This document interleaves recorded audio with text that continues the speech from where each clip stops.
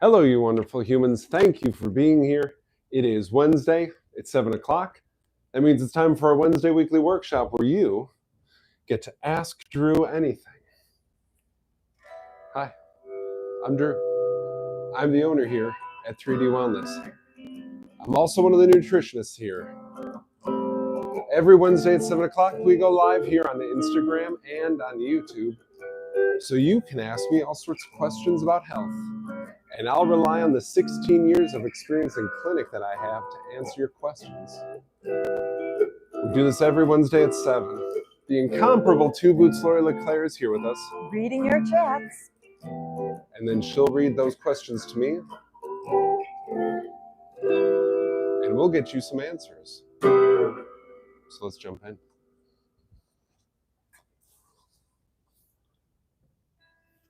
All right, proper introductions. The guitar was just playing, lovingly referred to as Indie, because indigo is the color here at 3D Wellness. It's what the logo is. It's my favorite color also. It's one of the benefits of owning your own business. You can decide color schemes. This is Mr. Doodles. It's our dry erase board. We use Mr. Doodles to help us handle all sorts of things. And usually in these Wednesday weekly workshops, when we're waiting for people to chat in their questions or call in your questions, phone number is right up there. I like to go over things that happened this week in the clinic. But this week in the clinic, we had a big shakeup with a number of clients related to some parasite issues. So I think the best thing we could do is start this Wednesday weekly workshop with going over some of the questions I most commonly hear in clinic about parasites. Now, I also know that a lot of you out there will have questions, thoughts, comments, concerns that I am not thinking of. So please, if you have questions about parasites, if you have things you just want to say about parasites, please ask them, please chat them in so that those can get covered also. Y'all think of stuff I don't think of. And then Lori, you hear stuff from clients at the front that I don't hear in the consult rooms. So please chime in also. Will do. Thank you. All right. The handout that I'm going to work off of here is also available. If you want a copy, shoot us an email. Email is right up there, 3dnewberlin@gmail.com. Here we go. Parasites are living sentient creatures. What does that mean? They are thinking. They're trying to survive. Sentient means they have a brain that works and they're aware of things like environmental conditions. Parasites can also have their own health challenges. So I want you to think about that for a second. You can have a parasite, and that parasite might have a cold or a flu. It might have its own heavy metal toxicity. It might have its own exposure to different chemical stressors. So before we go talking about how gross and how awful parasites are, please remember, they're out there trying to live just like you are, just like me and you. It's tough out there. All right, so first things first, parasites. Question that comes up all the time. How many types of parasites are there? A lot of people really don't like the answer to this question. Can't say I blame you.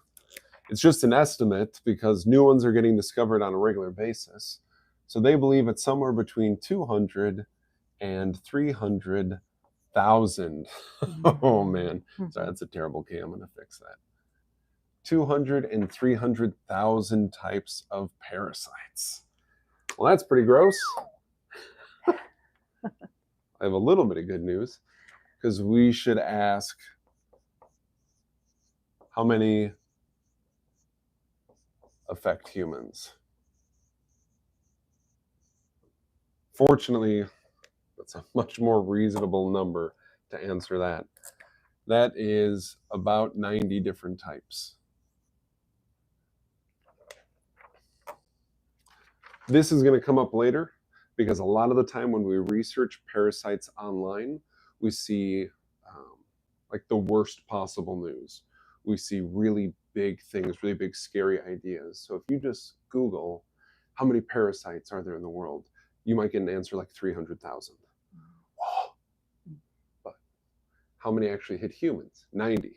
So we don't have to try to figure out what to do about 300,000 different types of parasites, because there's one type of parasite that only affects sharks.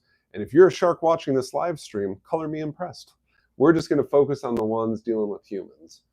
But these exaggerations, these freak out moments happen all the time when you ask Dr. Google for advice about parasites. Parasites should be broken down into 3 different categories.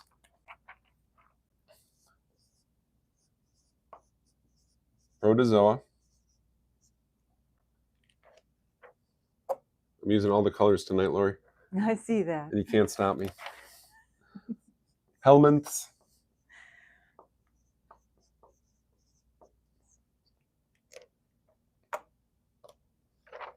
And ectoparasites.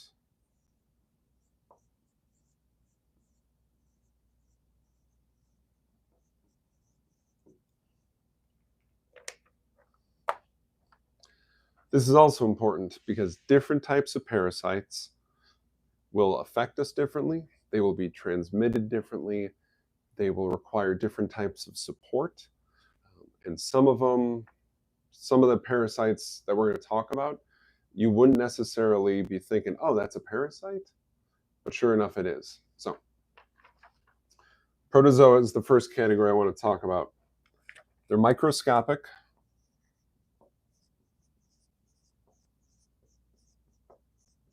They are single cell.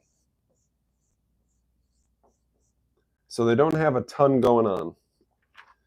The reason I bring this up and the reason I think it's so important to understand is that the category of protozoa is completely different than the category that we commonly hear about or that is often played up on TV shows like ER or House or what's that show?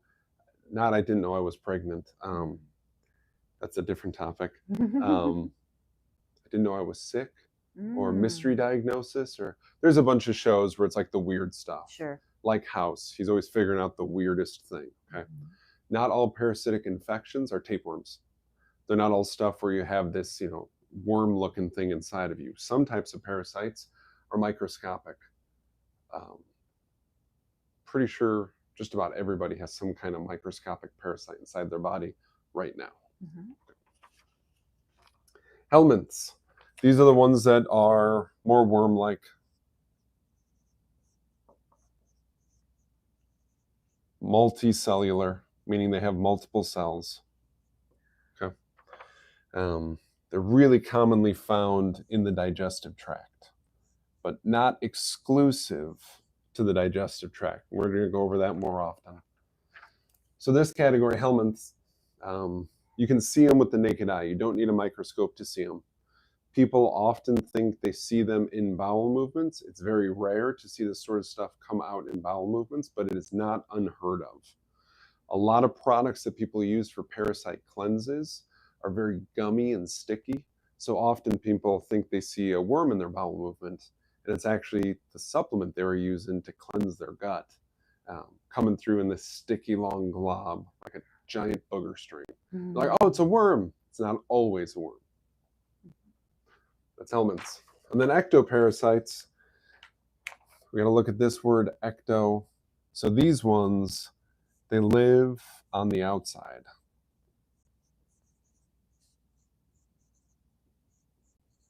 Really good examples, lice, ticks. Okay. Again, you can see them with the naked eye. They're not inside of your body, though. These are exclusive to living on the outside of you. These ones, lice can jump off of you and crawl to somebody else. A tick can detach from you and go to some other animal. These ones can move around much more easily than these other 2 categories, because these other 2 categories are inside of your body, and you have to do something to actually get them out of your body. So just a side note real quick, a lot of the clients I've worked with over the years who are dealing with Lyme disease, which is often tick-borne,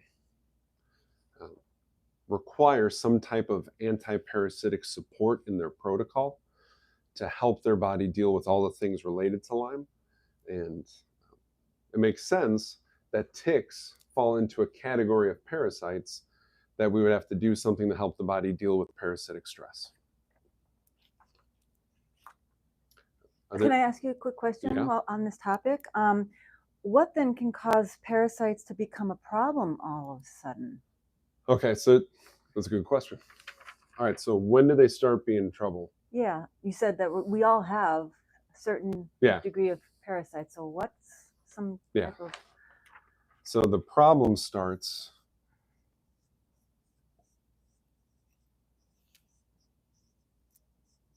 maybe I should say problems.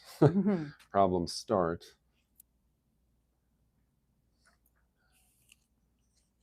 at the immune system being overwhelmed. Yeah.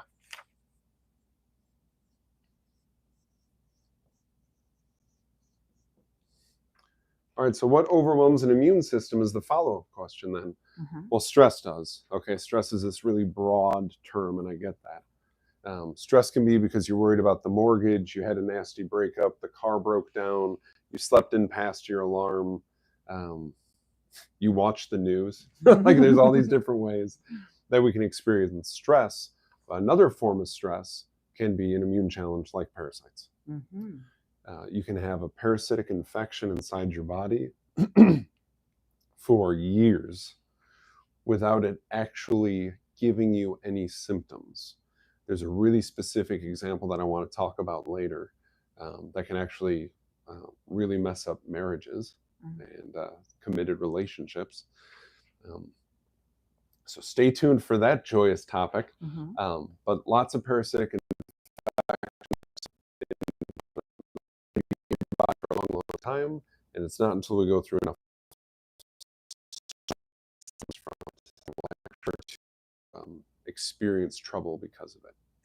Cool. I wonder if also one of the things that can trigger them making it a problem is, say, if they've been around, they're dormant, so to speak, right? What if you're doing a whole lot of things, either nutritionally or otherwise, that is making your body not a good host for that parasite, and it wants out? Yeah. Could that kind of stir them up? So that even comes up unintentionally sometimes for people. A really easy example is when a person starts to do a much better job of eating produce. Instead of like packaged stuff, they're eating like fresh produce. They're cooking celery and carrots in a stir fry. They're having an apple a day. They're doing these things, these fiber-rich foods all of a sudden, and that shakes things up in the gut. If you have parasites in your gut, like in this category, helminths, you start throwing a bunch of fiber in your gut. Those parasites had it easy for a while because you didn't have a lot of fiber in your gut, and they could just sit there comfortably without a lot of friction, without anything coming through rough. And then you throw in that fiber and that stuff goes through rough and it starts pushing them around. That can actually like shake them loose, so to speak. Okay. That makes sense? Yeah. Did I answer your question? Sure. Okay, cool. All right. Onward. There's more to talk about. Those are the most basic basics.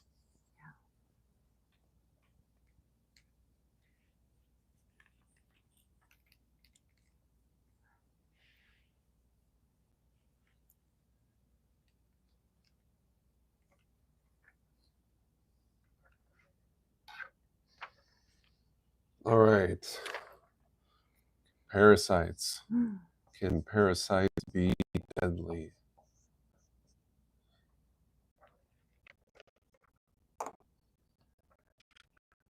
All right, quick and scary answer is yes.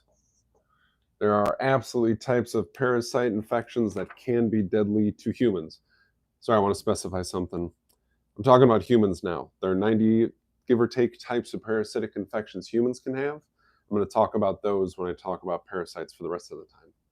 So yes, there are ones. For example, malaria is technically a parasitic issue. It's transmitted via mosquitoes. It's not as big of a deal in the United States of America. It is a major problem in some parts of Africa where it is deadly. It is a type of parasitic infection.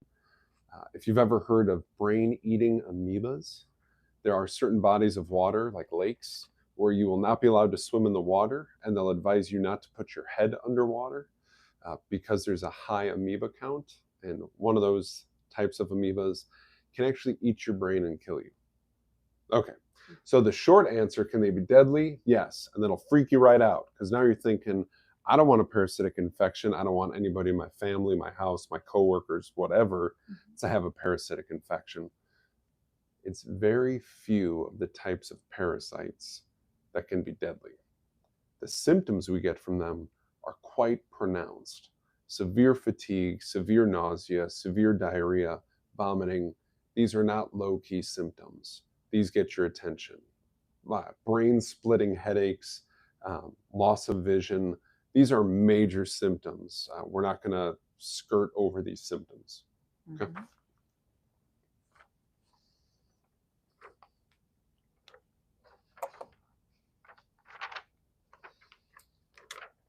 All right, next thing.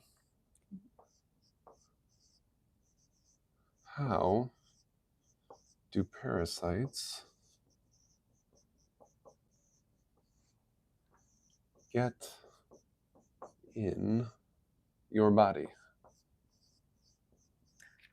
Quick question that I Yeah. think I just want to ask, because a lot of people worry about them being contagious, and I think that falls under Yeah. that other category there where, yeah, you got some mosquitoes that can transmit that, but what about in general? What are parasitic infections in general contagious?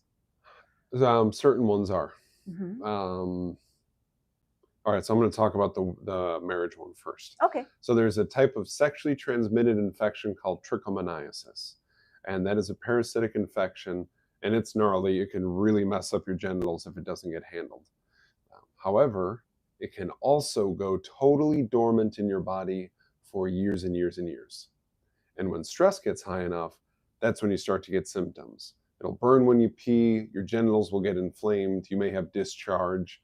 Again, we're not missing these symptoms. Like, we're going to notice these symptoms. Yeah. But because it can be dormant for years, imagine you get trichomoniasis without symptoms in 2024, and you get married in 2025, and you don't buy your first house till 2026, and the stress of that causes the trichomoniasis to actually erupt, and you start to get symptoms from it. Your spouse might get furious with you because all of a sudden you have a sexually transmitted infection and they don't. Uh, you're supposed to be faithful in that relationship. How did you get that sexually transmitted infection if you were anything but unfaithful? But actually, it's just because that infection was already in there, but it was laying dormant and erupted. So there's many stories, you can check the internet, of people having that infection and saying, but I was faithful, but I'm being accused of cheating. And yes, I tested positive for a sexually transmitted infection, but I was faithful. And they seem like they're being totally dishonest. But in this example, there are types of infections that can be dormant, symptomless for years. Mm-hmm. Okay. So sexual activity is one way that we can transmit different types of infections. It kind of goes into this. So let me do the next part. You tell me if this answers it. Okay. Sounds good. How do different types of parasites get into your body? So poorly prepped food, that means not washed well, not cooked correctly. What I would call dirty water, meaning it's not pure, but for the most part, if you aren't drinking out of a slow-moving creek or stream, you're probably not going to run into that one. Exchange of bodily fluids.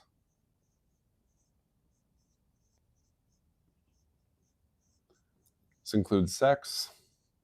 Kissing? Saliva? Yeah, saliva can do that also. Okay. Takes a pretty good amount of it, though, compared to sexual fluids. All right. Yeah, just to give you an idea. And then contact with mucous membranes. So that's like eyes, ears, nose, throat. Mm-hmm.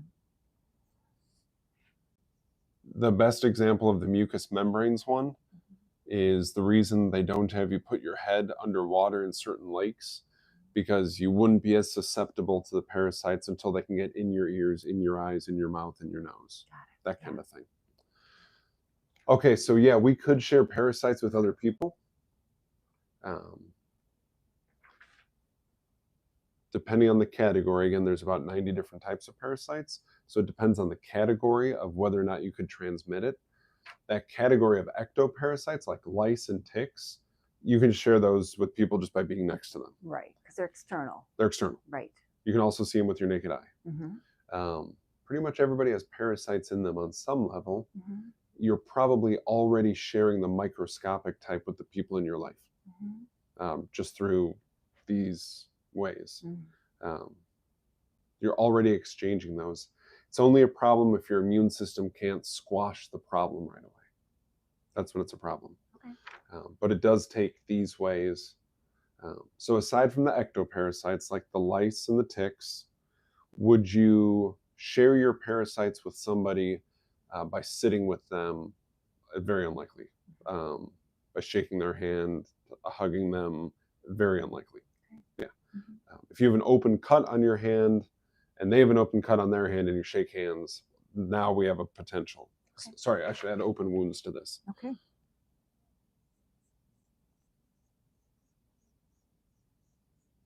So that's one of the reasons when people walk around barefoot, I'm like, hey, I love walking barefoot also. Absolutely know the area that you are walking barefoot and be very familiar with it. Know that there's nothing on the ground that's going to cut your foot open, because after you cut your foot open, it's just an opportunity for parasites from things like dog droppings in the yard or animal waste to get into you. Okay. Did that answer your question? Yeah? Yeah, good. Cool. Thanks. Yeah. Okay. So that's how they get in your body. Now we should talk about how we get them out. Oh, this is the fun part. How do parasites get out? Well, that was clever. Thank you. There's only so much writing I want to do in a day. Right. I'm taking notes all day with clients. Sometimes clients ask, hey, Drew, you take a lot of notes. Why do you take so many notes? So I don't have to remember. You can just reference my notes. If only everybody knew what an amazing memory you have to begin with. Well, thank you. But it's still not perfect, so notes. Yeah, exactly. All right, how do we get them out of your body? There are drugs available that are anti-parasitic in nature. Mm-hmm. Some of these drugs are pretty cool because the drugs that they have that are anti-parasitic, they can mess with the nervous system of the parasites.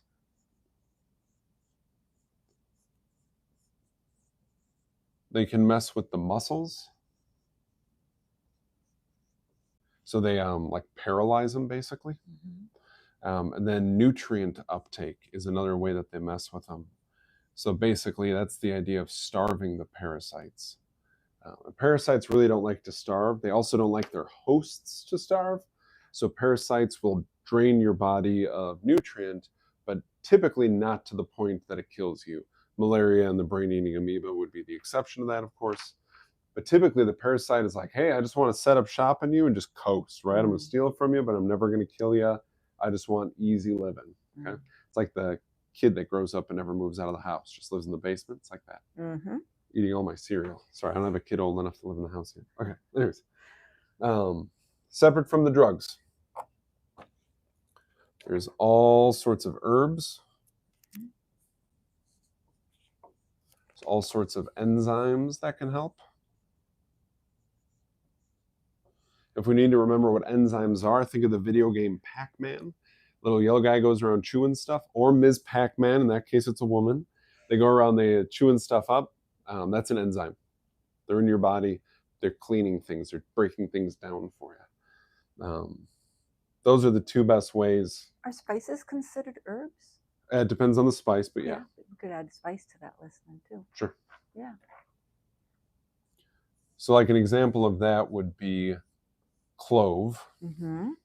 Is a spice. It's also an herb. Mm-hmm. The clove that's in your spice rack is nowhere near potent enough to be called an effective anti-parasitic, though. Mm-hmm. Thyme is another example of that. It's an herb and a spice or seasoning. Mm-hmm. But the stuff that's in your spice rack is not potent enough to handle parasitic infections. You need like a concentrate. Sure. Yeah, absolutely. Sure. So that's how you get them out of your body. And also nutrients, I believe. Yeah, certain nutrients will... Certain foods? Well, certain foods will have certain nutrients that would help with it. The idea with the nutrients to fight parasites, it's more about supporting, those nutrients are supporting the immune system in killing the parasites. Okay. The nutrients themselves don't actually kill parasites. Right. Vitamin A doesn't kill parasites, magnesium doesn't kill parasites, calcium doesn't kill parasites. But all those nutrients help your immune system perform, and your immune system can kill parasites. What about something like pumpkin seeds? I've heard that's kind of It anti-parasitic. has something probetacin, Cuckoo. curcubate. It's right there. Yes, so pumpkin seeds have a natural anti-parasitic component. It's technically an amino acid, I believe. It's like a type of protein. But again, you probably couldn't eat enough pumpkin seeds. That would be a lot of pumpkin seeds to call that. That's so like eating pumpkin seeds on a regular basis is a really good way just to beat up on parasites in general. We're going to talk about some of the things I recommend to make sure we're consistently beating up on parasites. And eating pumpkin seeds would fall into that. I would never call eating pumpkin seeds a parasite cleanse, though. All right, so that's how the drugs kill stuff.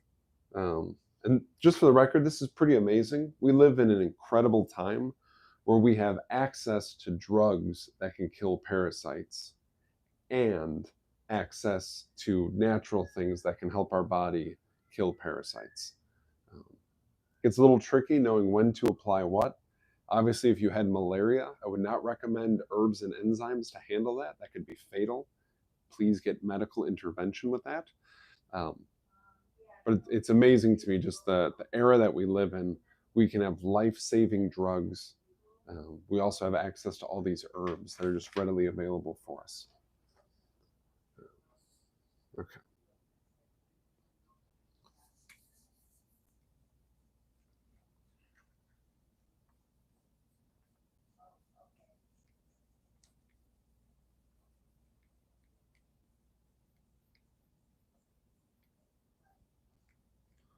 It sounds like Two Boots is taking out a pretty good question over there.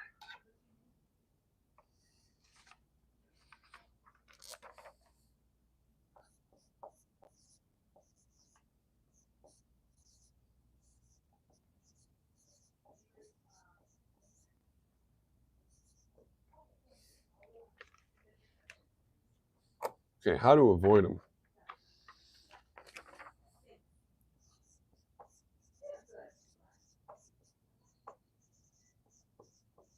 It's almost impossible. Now, before we go on, we just went over what drugs kill parasites. Or I should say that drugs kill parasites and how they do it. We've all heard of ivermectin. Maybe we've heard of albendazole or mebendazole. There's a couple of different categories of drugs, but what matters is, they mess with the nervous system, the muscles, or the nutrient uptake of the parasites. All right, on the back side of the handout.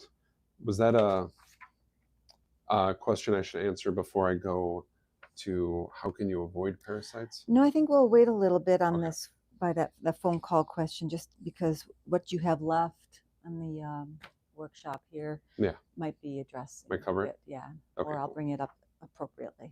Okay.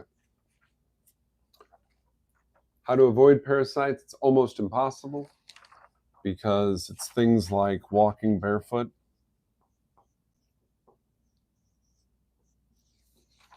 is a potential source. Eating produce is a potential source.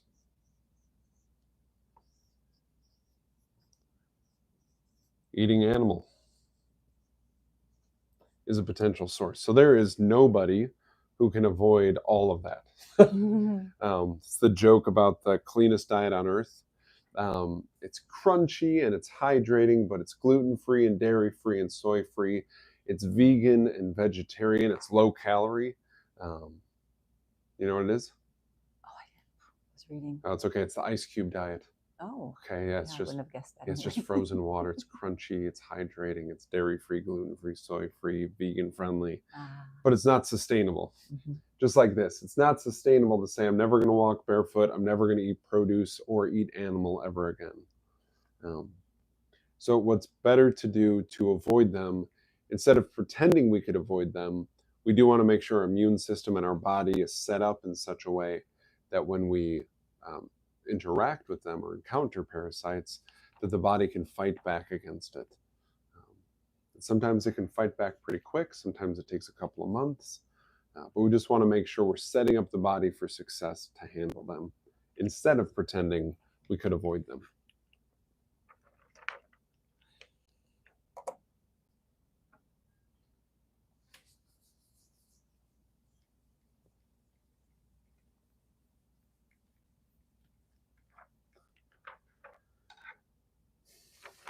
Ooh, this is a good one.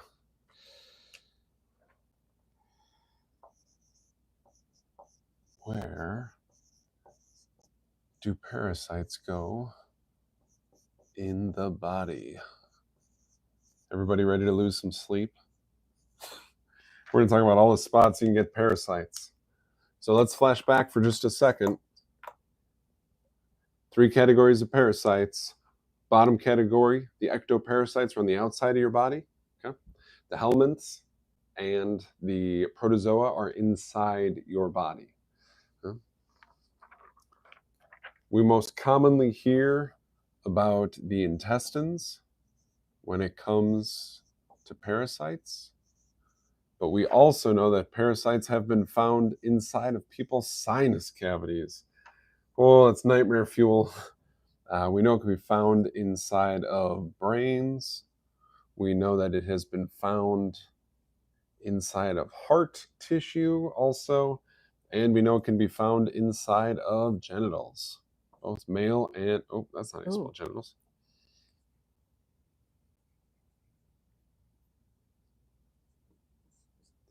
Both male and female. So we are constantly hearing that parasites affect our intestines, but please keep in mind there's a lot of spots in the body where they have found parasites, so we know they can affect multiple areas. This is likely because there's a category of parasites that are microscopic, so they can fit into nooks and crannies. They can fit into really small spaces. As long as they have a nutrient supply and the immune system can't get to them, then they can live there. Okay. You look like you have a question too, Boots. Well, I was just thinking about my recent infection and how you were able to tell me it was in the heart. Yeah, I was messing with your heart. Yeah. Yeah.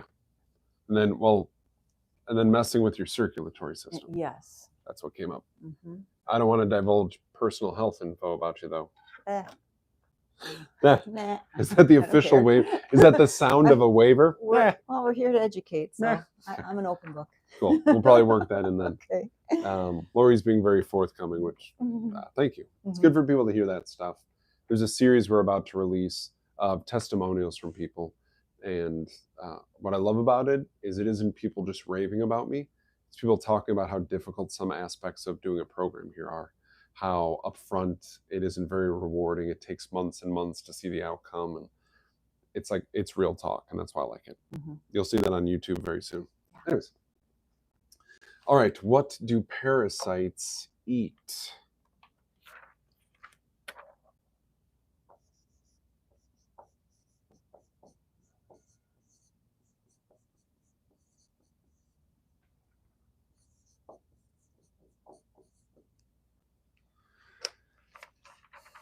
All right, so they require a host to live, and they steal nutrients. So they need a host. To all my Catholics out there watching, I'm not talking about that host, okay? They just need some living source of nutrients.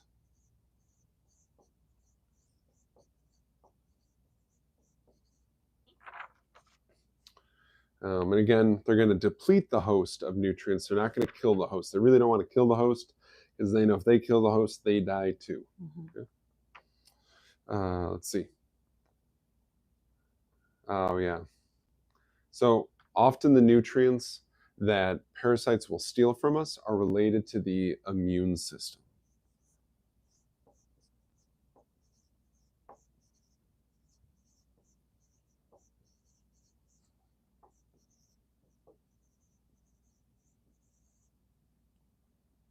The reason that's such a big problem is if a parasitic infection has the opportunity to take a hold in your body, you probably have some kind of deficiency or imbalance inside your immune system already.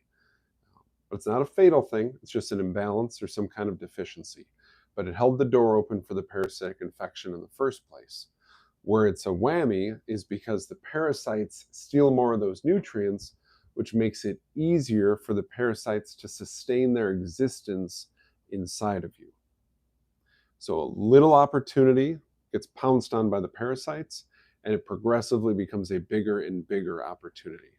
That is part of the reason we use stuff like Spanish black radish with all of our clients. It's like a really low key, it's kind of running in the background, providing some immune support nutrients and some nutrients that make your gut and your liver less hospitable to parasites. We also recommend people do a parasite cleanse once a year. I'm going to go over that at the end of the workshop here. You said that might be what that phone call question was about? Me. Okay. Yeah. We know we're going to get exposure to parasites on a very regular basis just from our day-to-day life. So we want to do stuff to counter that. Yeah, sometimes when we hear about parasites, it sounds like this doomsday thing, that it's this huge deal. Often parasite infections go unnoticed, and we write it off because the symptoms are really small and not some huge deal. Yeah. And then there's a misunderstanding about parasites and sugar. So I want to go over that.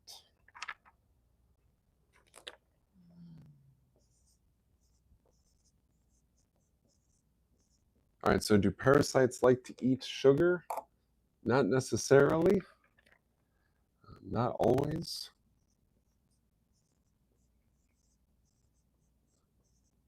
Because sugar is really non-nutritive. It doesn't contain nutrition. It's just calories. It's pretty stressful on a body to take in sugar, and because some categories of parasites are sentient, they realize that if they eat sugar, they feel lousy. But what they love about sugar is that it weakens the host. Okay? So we want to avoid sugar, the processed stuff, I should say, because honey and kiwis are not going to mess with you the way a Twix bar is going to. Sorry, Twix. You were my favorite growing up. Avoid processed sugars, because that stuff is also going to deplete nutrients related to the immune system, which is going to make it easier for the parasites to keep their chokehold on the host. So it's not that the parasites eat sugar, it's that when we ingest sugar, it helps the parasites. The sugar weakens us, not the parasites. It would be pretty convenient if parasites really liked sugar, because then you could just go out and eat a quart of ice cream, and then we could call that a parasite cleanse. Sounds delicious. But that's not how it works. All right, Lori, did any questions roll in? Yeah, let's backtrack a little bit, because I think I missed one of your segments here about what drugs kill parasites. I was taking the phone call. Yeah. I have a question on that one, and that would be, how do we know the parasites are no longer an issue after we've addressed them? That's a good question.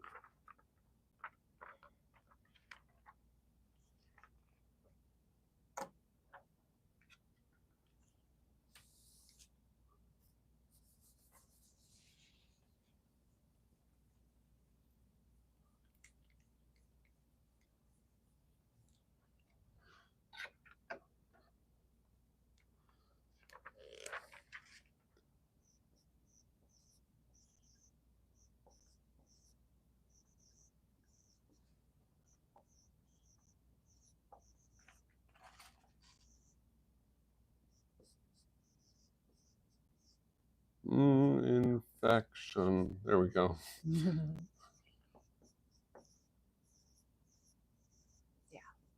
All right, so how do we know a parasite infection is gone?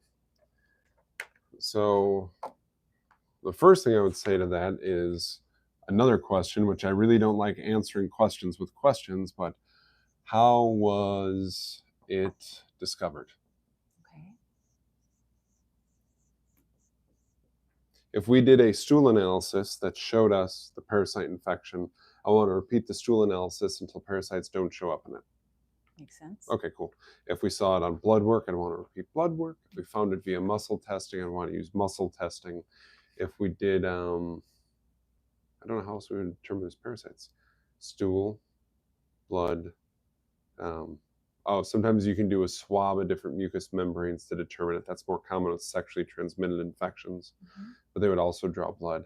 So yeah, I would want to repeat the way that it was discovered to determine that it's gone. But we're going to keep in mind our body is host to billions of things because we are somewhere between 40 and 60 trillion cells. So it's pretty inappropriate for me to ever say you could do a really in-depth parasite cleanse and be rid of all the parasites in your body. It's pretty unrealistic to say you can get rid of all the parasites in a body. We just want to see absolutely that the symptoms go away and then repeat the form of analysis that determined they were there in the first place. Cool. Okay. Good. Yeah. And then you mentioned some of those drugs typically used by doctors. What are the downsides of being treated just medically with an antibiotic, for instance? I'm not trying to split hairs with you, but I wouldn't want to see an antibiotic on a parasite case. Why? Because antibiotics fight bacteria, not parasites. So that's like a different category of immune challenge. I see. So I'd want to make sure we're using an anti-parasitic compound. Okay. And antibiotics are not anti-parasitic in nature. That makes sense. Okay, cool. Good. All right, so say your question again, and we're just going to swap antibiotic for anti-parasitic. Okay, so what are the downsides of being treated just medically with an anti-parasitic remedy?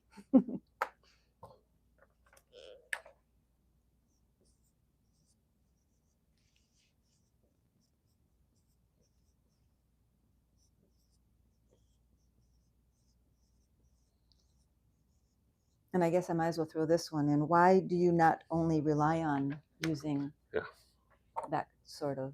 Yeah, I think I'll end up answering that with. Okay. Yeah, it's a good question. So downside to drugs only.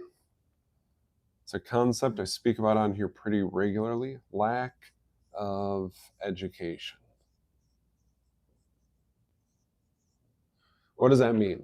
I'm not talking about the nurses and the doctors who are helping you. I know a lot of really incredible nurses and doctors, okay? Lack of education. Drugs do not teach our body how to do things. Hear me loud and clear when I say, though, if this is an emergency, I think drugs are amazing, okay? If this is a life and death situation, I am less interested in the side effects of the drug and more interested in talking about how amazing it is that we get to save a life, okay? All that being said, sometimes people use drugs for different things, like parasite infections, other things also. It doesn't teach your body how to do anything. So the next time your body encounters that same problem or that same cause to a problem, it's not going to go, oh yeah, I saw this before, I know just what to do. Instead, your body's going to go, oh, I had this before, sure hope those drugs show up to fix it, because I don't have a flipping clue how to handle this. That's my concern with it. Yeah. There are a lot of things we can do that are anti-parasitic in the natural realm at the same time as the drugs. So it's not one or the other. It's not either or. We have to make sure that we look at how we can combine the two. So that's the magic of being alive in 2025. We have access to all of those things. Yeah. Okay. That answer the question? For the most part. Okay. I mean, I guess, would you say that a person could be just okay with the natural route? I've seen people be okay with the natural route more times than I can count, more times than I can consciously recall. None of those were life and death situations. Right. None of those were lice. None of those were malaria or brain-eating amoebas. So like none of the life and death stuff. Some categories of parasites. I've had clients get stool analysis done that confirmed parasites, and then they did a drug and they repeated the stool analysis and they still had parasites. Okay. And that's when we took a crack at it. And then we repeat the stool analysis for a second time, third test in total, and we saw they were gone. Okay. That really gets into the category because, again, we're talking about 90 different types of parasites. So which one were we dealing with? Yeah. Yeah. Okay. That makes sense? Yeah. Okay. It's never one size fits all.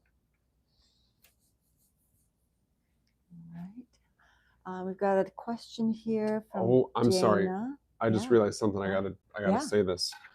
Downside to drugs only: lack of education, and then lack of drainage or cleanup. Yeah. It just dawned on me. Important. Yeah, I didn't even put this in the handout. I probably should have. Would you please notate that? Yes, on your I will copy? do that. Thank you, so that I say it next time I do this workshop. Drainage, the removal of waste. Anytime your immune system has any kind of action, there is waste created, whether it's fighting a virus or a bacteria, a parasite, a fungus, whatever your immune system, when it has some kind of action, there is a waste byproduct that is created, and drugs don't clean that stuff up. So it's one of the reasons we use a lot of Spanish black radish. I especially use it when people are on prescription antiparasitics to make sure that after we are fighting and destroying parasite material, that we are cleaning it, we are draining it from the body, we are removing it from the body, because otherwise that waste material will create a new set of problems. Thank you. All right, there was a question. Yeah, Dana has kind of 2 parts, kind of long, but I'll just do my best to read through it and you can take out of it what you get. Yeah. Is there a deficiency in the quality of the herbs we can grow that they aren't enough compared to the concentrated supplements? Or is it more that the supplements would always have been more effective? Yeah, I think I understand the question. Okay. One of the things you will see on, for example, MediHerb supplements. Would you do me a favor, Lori? Mm-hmm. In the MediHerb section, artemisinin forte and wormwood. So A and W, not the root beer and hot dogs. On a lot of different herbal supplements, you will see that they are standardized to a certain potency, or you'll often see that they are reduced at a 2-to-1 ratio, a 4-to-1 ratio, a 10-to-1 ratio. Thank you. Mm-hmm. So does this one have it? Yep, love it. Okay, this is artemisinin forte. It exhibits anti-parasitic action. I mean, it's a supplement. It's an herb. It's called sweet wormwood. I don't know if you're going to be able to read that tiny, tiny font. No. Okay. On our YouTube channel, there's a playlist called Have You Heard the Word About MediHerb? And I talk about this, so you can look that up on YouTube. Go at DDD Wellness and then search, or you can even search Forte, and it'll alphabetically come up first. The extract of sweet wormwood, which is the herb that is in this product, is a 30-to-1 extract.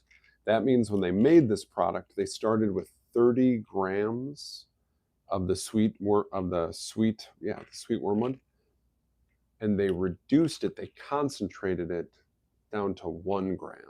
So what's in here is incredibly potent. When you take 1 gram of this, it's like taking 30 grams of what you would grow in your garden. Wow.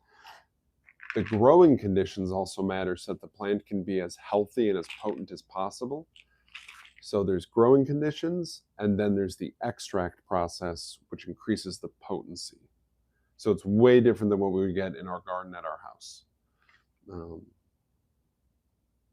This one of the herbs inside of here is a 5-to-1 extract, a 4-to-1 extract. Yeah. So it's much more potent in supplement form. Mm-hmm. Yeah. Yeah, and I think that addressed Dana's other big question. Dana, if that did not cover your other question, please let us know, please. Yeah, ask away. Yeah, and then Sharon Johnson here has a question. Do you recommend washing your hands after going through the salad bar? You know, touching all the utensils. Oops. Hold on. That's okay.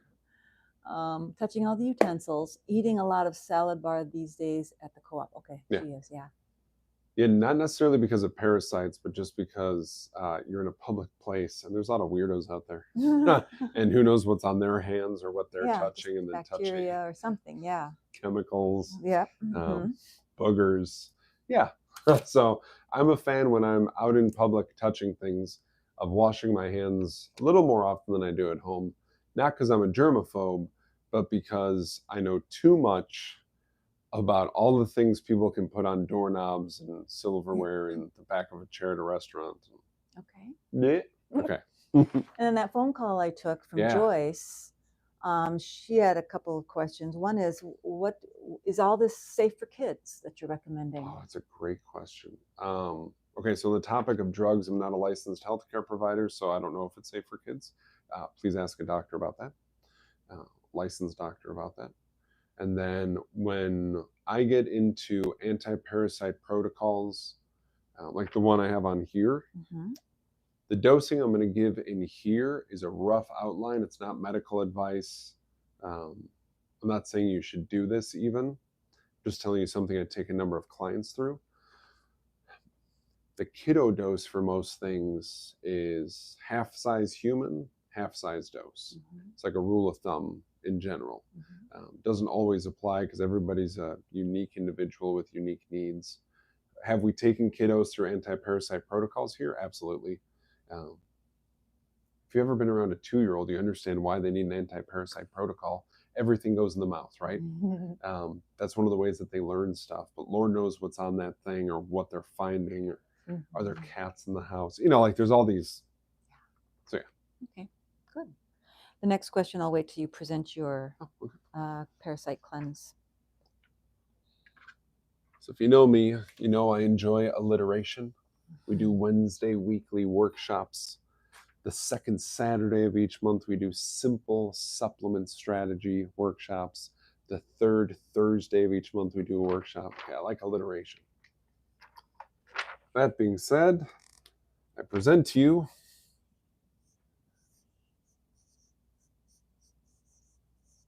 the principle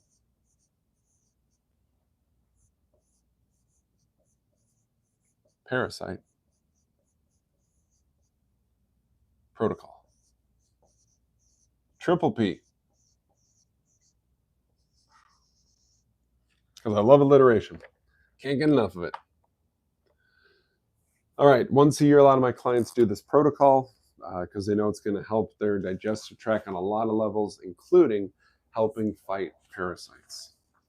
So what we're going to look at here is there are some supplements that you take at breakfast. There are some supplements you take at dinner. There's some supplements that you take at bed. Real quick, Two Boots, is all that on the screen for Instagram? Instagram, yes it is. Cool, okay.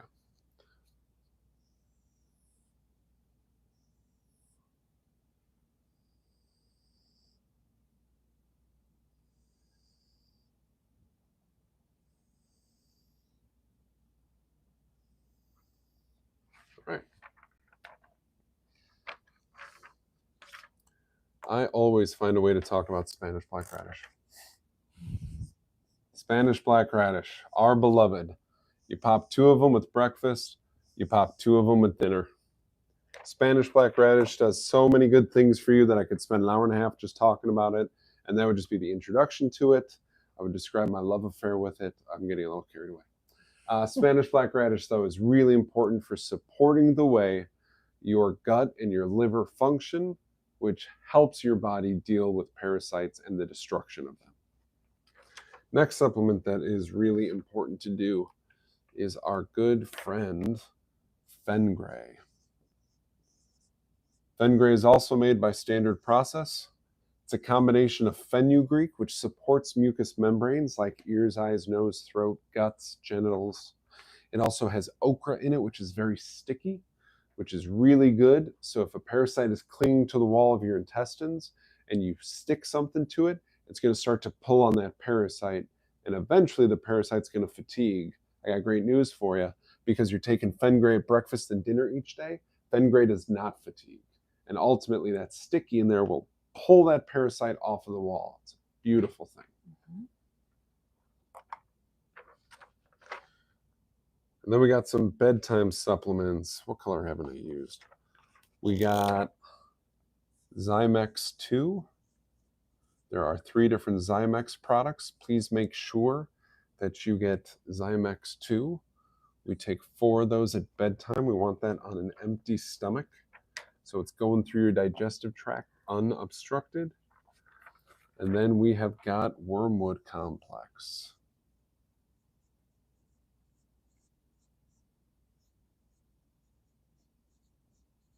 We also prefer this one on an empty stomach.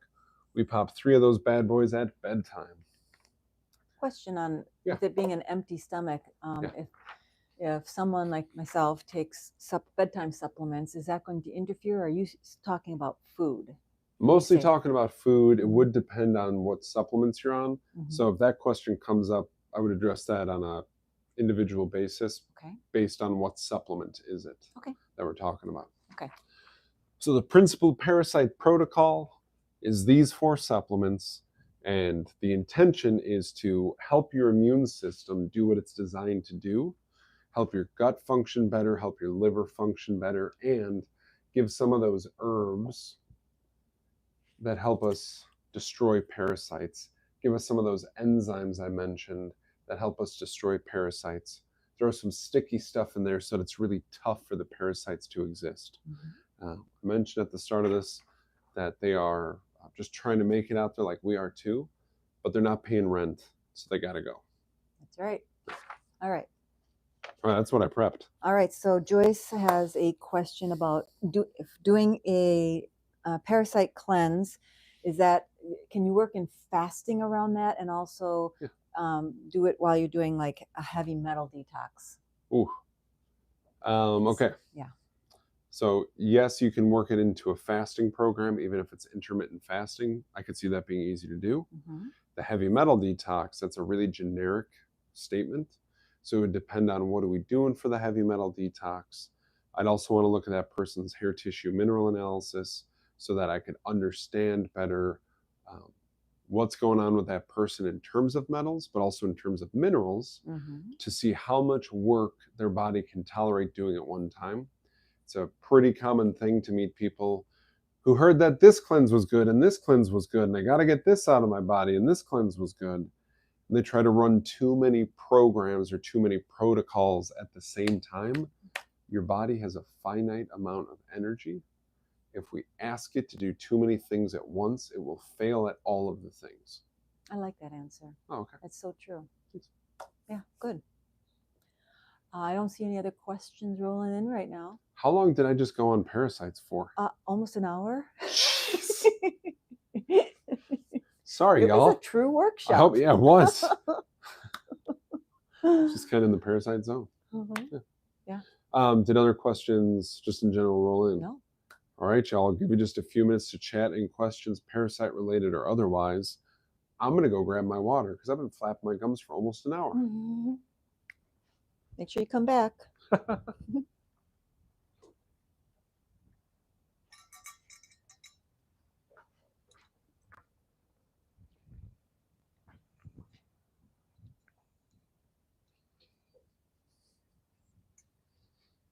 We got a question. Oh, cool. I'm also going to point out we're still doing free samples of the Digest Phytosynergist here in the office. So if you're interested in trying an herbal combo that supports a healthy gut and a healthy liver, we're doing free samples at least through the end of the month. Chances are next month we're going to sample some kind of different herbal cocktail. But ask your question. I'm going to pour myself some. Okay. Suzer has a question. What about Cellcore products for parasites? Absolutely. Cellcore is a supplement company that makes some of the most aggressive detox products out there. And that's not a derogatory term. I don't get to use Cellcore a lot in clinic just because they are so potent. A lot of people that I meet need to be built up before they can actually handle using Cellcore products. But Cellcore does have an entire group within their supplement line dedicated to parasite detox. Those are bigger guns than the principal parasite protocol. When I say principal, what I mean is like first or beginning or entry. So this is like the basic anti-parasite protocol. Cellcore would be more of an advanced protocol. When you do something like the principal parasite protocol, is there a best time of year to do something like that? When you say to do it, every year, is there a best time of year in your experience? I prefer spring, but it's definitely not mandatory. Okay. And is there anything that, should it be done a certain time of the month revolving around the full moon, for instance? People get pretty keyed up about that, but this protocol I have people run for 4 weeks, so they're going to catch a full moon. Okay. Typically, parasites are more active during a full moon. It's well researched, very much so confirmed. So this protocol being run for 4 weeks means we're going to catch a full moon. Got it. At least one full moon. Okay. Yeah. Cool. That's it. Cool. Y'all are great. You let me dork out real hard for like a full hour. Mm-hmm. I love that. Mm. All right. Every Wednesday at 7 o'clock, we go live to answer your questions. Tapping into my 16 years of clinical experience. We're grateful for all of the interaction. You click like on a video, you share a video. Our subscribership on YouTube climbs just about by one person a day. That's incredible. Like, that's totally amazing to us. Mm-hmm. So sincerely, thank you to everybody who watches these and shares these and clicks like. It seems like a silly thing. It makes a difference. The algorithm exists. And the more you click like, the better we do. So you will see me next Wednesday at 7 p.m. For another Wednesday weekly workshop. At that workshop, I'm going to tell you about the presentation I'm giving in Michigan the following weekend. It's all about digestion. Oh. Folds right into some of this stuff. Cool. But for now, I want you to stay well. I'm going to use my handy dandy looper pedal to play us out of here. I'll see you next Wednesday.